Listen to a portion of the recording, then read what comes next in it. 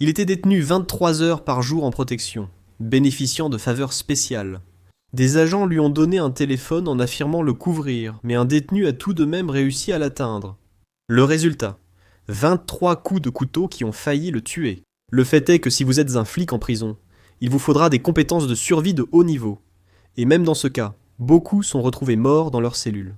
Dans l'épisode d'aujourd'hui de The Infographics Show, nous révélons ce qui arrive vraiment aux flics en prison. Comme n'importe quel autre détenu, les flics entrent en prison par la zone de réception et de libération. Ils ne bénéficient d'aucun traitement de faveur.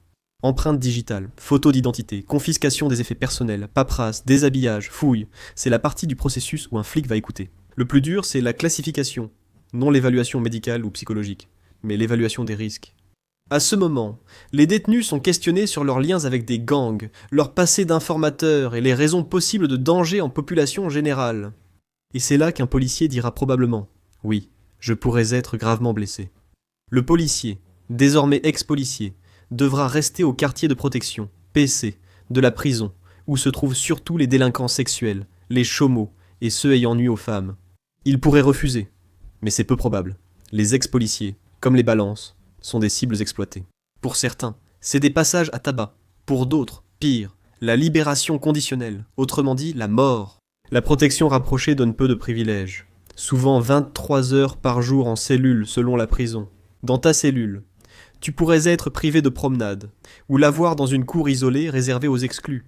Les possibilités de travail ou d'éducation sont aussi bien plus limitées. Et dans les prisons qui n'ont pas d'unité PC dédiée, la vie pour un flic peut signifier 23 heures par jour dans l'unité spéciale d'hébergement, le Special Housing Unit, ou l'isolement cellulaire. Depuis des années, des études révèlent que les maladies mentales graves et les comportements autodestructeurs, parfois mortels, sont jusqu'à 5 fois plus fréquents en isolement que dans la population générale. Les hommes y perdent la raison. La dépression, l'anxiété et le trouble de stress post-traumatique peuvent mener à une psychose totale et une perte d'identité. Comme vous le verrez, de nombreux policiers en prison ne supportent pas l'isolement et prennent des mesures extrêmes, même si un détenu protégé peut communiquer avec d'autres. Ils sont parmi des hommes qui ont agressé des enfants, des hommes qui ont brutalisé et tué des femmes. Bien sûr, si vous êtes policier, les agents pourraient vous traiter un peu mieux, mais cela ne change pas le fait que vos voisins sont des monstres. Certains d'entre eux sont des tueurs, et d'autres probablement non, un peu comme la police. Il y aura aussi d'anciens membres de gangs, peut-être des hommes fuyant un ordre de mise à mort. Et si tu es un flic avec une réputation, un tueur à gages, un tueur de prison pourrait s'être mis en protection pour t'atteindre spécifiquement. Le seul avantage d'un flic, c'est son influence extérieure. Si un surveillant pénitentiaire te mène la vie dure, tes amis à l'extérieur peuvent rendre la vie de cet agent infernale. Mais tout dépend de l'endroit où tu es incarcéré. Si tu purges ta peine dans ton propre état, tes potes pourraient te couvrir. Cela signifie aussi que certains que tu as arrêtés seront sûrement là, tu peux tenter de te cacher. Parfois, des officiers demandaient aux détenus d'attaquer d'autres hommes, puis observer la violence. Tu ne pourras pas garder ton identité secrète, et beaucoup doivent passer une grande partie de leur peine seuls.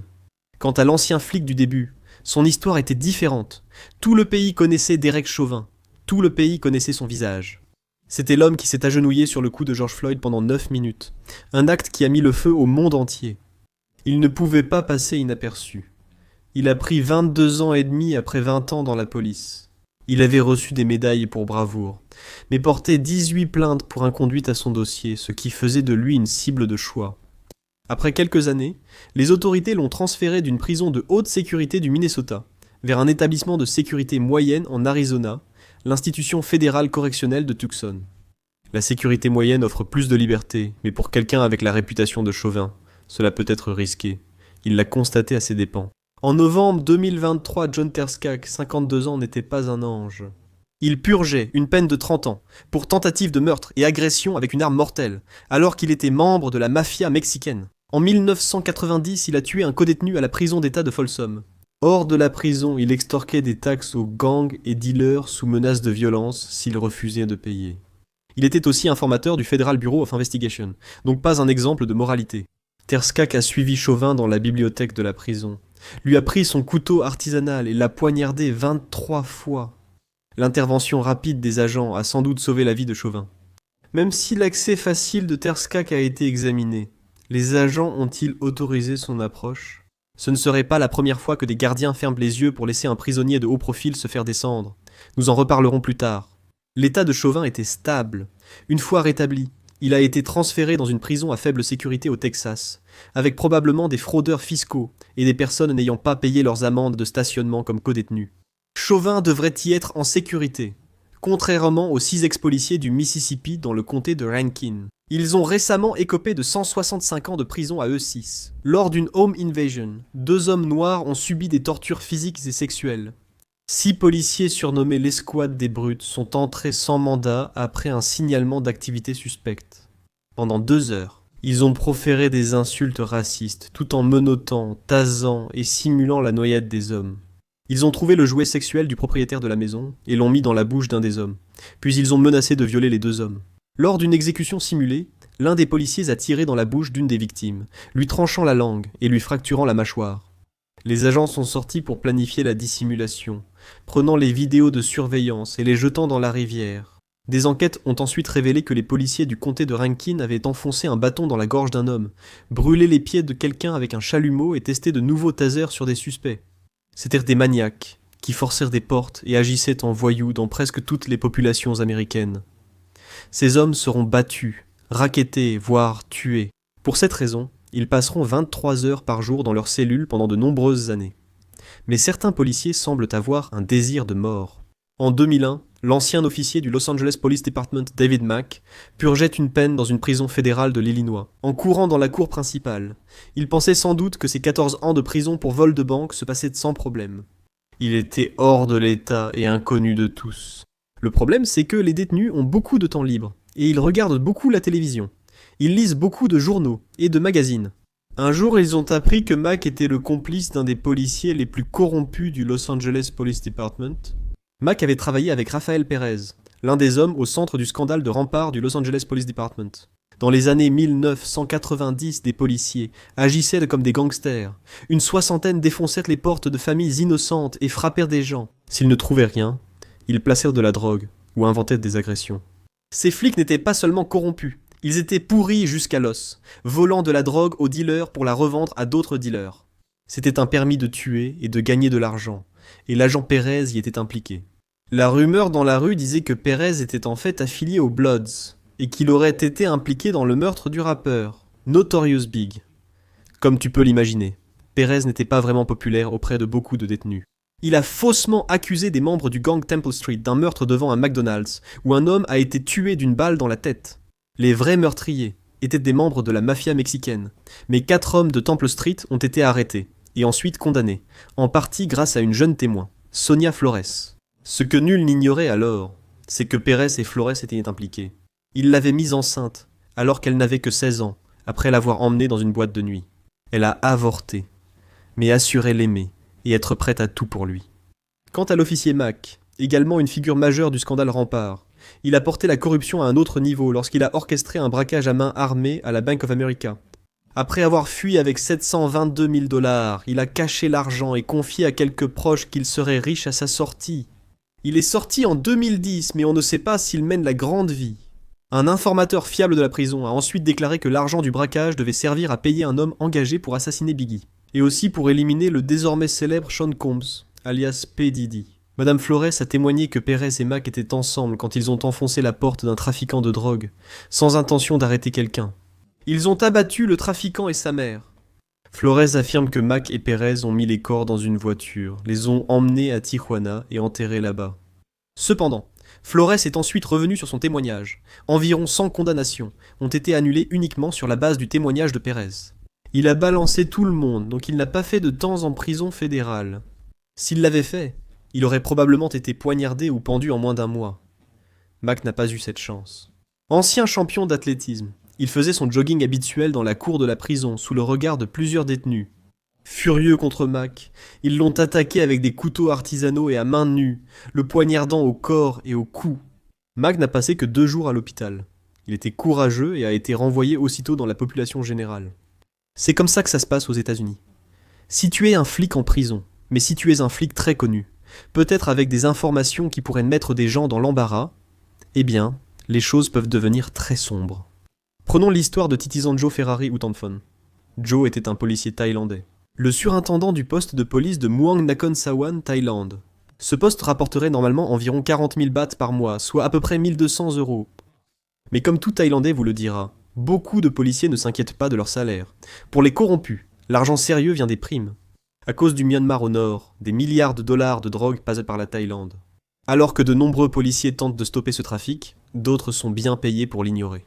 Pour Joe, la guerre contre la drogue l'a enrichi après qu'un interrogatoire violent et l'extorsion d'un trafiquant au commissariat, un officier honnête a découvert l'enregistrement vidéo. Joe et 6 collègues policiers mettaient des sacs plastiques sur la tête du suspect pour lui extorquer 82 000. Après que les tueurs ont maquillé la mort en overdose, des policiers intègres ont tenté d'ouvrir une enquête. Après en avoir parlé à leurs supérieurs sans résultat, ils ont alerté les médias locaux, mais rien ne s'est passé. Alors, ils ont divulgué une vidéo absolument choquante et ont laissé le public juger alors que la vidéo devenait virale. Si cela n'avait pas été divulgué, tout aurait continué comme si de rien n'était. Joe a dit qu'il était désolé et voulait juste aider le peuple thaïlandais à gagner la guerre contre la drogue. Personne ne l'a cru. C'est devenu un grand scandale. Joe était déjà connu du public thaïlandais. Il a autrefois fréquenté la star télé Pichanak Meisakakorn, et leur couple était très présent sur les réseaux sociaux avant son arrestation. Il était marié à la fille de son patron, également actrice télé. Il possédait 29 voitures de luxe, des Ferrari, des Porsche, des Bentley et des Mercedes. Et il faisait partie des 50 personnes dans le monde à posséder une Lamborghini Aventador. Lycée professionnel 720 anniversario, tout ça pour un homme gagnant 1200 euros par mois. En Thaïlande, la police confisque les biens de luxe des criminels et le gouvernement récupère l'argent de leur vente. L'officier touche 20 centimes par dollar arrêté. Les informateurs aussi, incitant les trafiquants à dénoncer leurs rivaux. Joe avait saisi au total 368 véhicules, ce qui lui a rapporté 24 millions. Le bureau thaïlandais de lutte contre le blanchiment d'argent a ensuite saisi sa flotte de véhicules valant plus de 2 millions. En plus de son manoir, à 18 millions, ils ont saisi un appartement de luxe et 20 millions en liquide chez lui. Joe n'était pas un haut responsable, mais un cadre moyen, ce qui a soulevé des doutes. Transmettait-il ses richesses aux supérieurs ? Sa peine de prison à vie a finalement été commuée. Mais le scandale a déclenché une importante enquête pour corruption. L'ancien commissaire thaïlandais aux droits de l'homme a affirmé que cette affaire n'était qu'une infime partie du problème. C'est ce qui se passe en réalité dans le système judiciaire thaïlandais, a-t-elle déclaré aux nations. Dans les prisons thaïlandaises, les cellules sont souvent bondées d'hommes. Mais Joe a été placé à l'isolement après que le directeur de la prison l'y a transféré, soi-disant pour sa propre sécurité. Certaines sources disent qu'il était paranoïaque et craignait d'être tué, dont il a demandé un transfert. Il a ensuite été trouvé mort dans sa cellule, selon la version officielle. Il aurait choisi de se suicider, mais sa famille, et beaucoup sur les réseaux sociaux, étaient soupçonneux. La famille lui a rendu visite ce jour-là et a dit qu'il allait bien. Les experts médico-légaux ont conclu que ces blessures correspondaient à une pendaison auto-infligée avec un tissu et sans blessure de défense. Le public restait sceptique. Le sang trouvé provenait de piqûres de fourmis et la vidéosurveillance ne montrait aucune entrée dans la cellule. Cependant, Thai PBS News a indiqué qu'il avait sollicité son transfert hors de l'isolement vers la population générale. Mais cela a été refusé. Un Thaïlandais a écrit sur le forum Pantip. La vérité sur cette affaire ne sortira pas en 2025. L'avocat de Joe et sa famille déclarait ne pas croire la version officielle et poursuivre leur enquête. En prison, tu n'as aucune protection si quelqu'un veut te tuer et masquer ça, il peut le faire facilement. Donc, quand d'anciens policiers meurent, il y a presque toujours des soupçons, mais pas tellement dans le cas d'Anthony Orban. Cet ancien marine et policier passait une soirée en 2010 quand sur un parking il a sorti son arme à feu et a enlevé une jeune serveuse dans sa propre voiture. Ils ont traversé la ville, lui ont fait des choses horribles, puis l'ont relâché. Orban n'a été arrêté qu'après l'agression, mais il a tenté de plaider la folie à la barre. Il a dit qu'après la guerre d'Irak, il ne se sentait plus bien, affirmant que le Zoloft lui avait causé des hallucinations et des pertes de connaissance. Eh bien, les 8 margaritas et les 2 pichets de bière expliqueraient sans doute mieux sa perte de mémoire. Il était si ivre qu'il a oublié son arme dans sa voiture et a été emprisonné, mais pas longtemps. En prison, alors qu'il attendait sa perpétuité. Il a été retrouvé inconscient dans sa cellule, sans acte criminel selon les autorités. Au lieu d'affronter les autres détenus ou de vivre isolé à vie, il a choisi la solution la plus simple. Même l'une des affaires les plus célèbres au monde implique un policier. La mort de Jeffrey Epstein suscite des rumeurs. Et il se trouve justement que le principal suspect parmi les théoriciens du complot est un ancien policier, Nicolas Tartaillon, bâti comme un tank et avec un passé de violence extrême. Il aurait dû être la dernière personne au monde à partager une cellule avec le détenu le plus en vue d'Amérique. Tartaglione, un ancien policier de New York, a été reconnu coupable de 11 chefs d'accusation de meurtre, d'enlèvement ayant entraîné la mort et d'un chef de complot en lien avec des stupéfiants. Epstein était le codétenu de Tartaglione lorsque, avant sa mort, il a été retrouvé inconscient et recroquevillé en position fétale. Les images vidéo manquaient, comme lors de sa mort 2 semaines plus tard. Les registres de la prison indiquent qu'il a d'abord accusé Tartaglione de tentative de meurtre, avant de se rétracter. Il a déclaré ignorer comment il s'est retrouvé avec un nœud coulant orange au cou. Tartaglione a dit porter des écouteurs, puis avoir vu Epstein évanoui. Les registres montrent qu'Epstein avait insisté auprès du personnel de la prison sur le fait qu'il n'essaierait jamais de se faire du mal et qu'il faisait des projets pour l'avenir. Tartaglione purge actuellement 4 peines de prison à perpétuité. En 2025, des reportages ont indiqué qu'il cherchait à obtenir une grâce, affirmant qu'il avait été piégé. Comme son ex-codétenu, qui sait combien de temps Tartaglione restera en prison. Il dit avoir subi plusieurs tentatives d'attentat, gardant des séquelles et une plaque métallique dans la tête. Peu importe leur grade ou leur médaille, la vie est différente pour les flics en prison. Avec de la chance, ils resteront discrets et s'en sortiront indemnes. Mais le plus souvent, ils deviennent des cibles vivantes que les détenus ne veulent pas rater. Découvrez ce qui se passe durant les 24 premières heures en prison ou cliquez sur cette vidéo.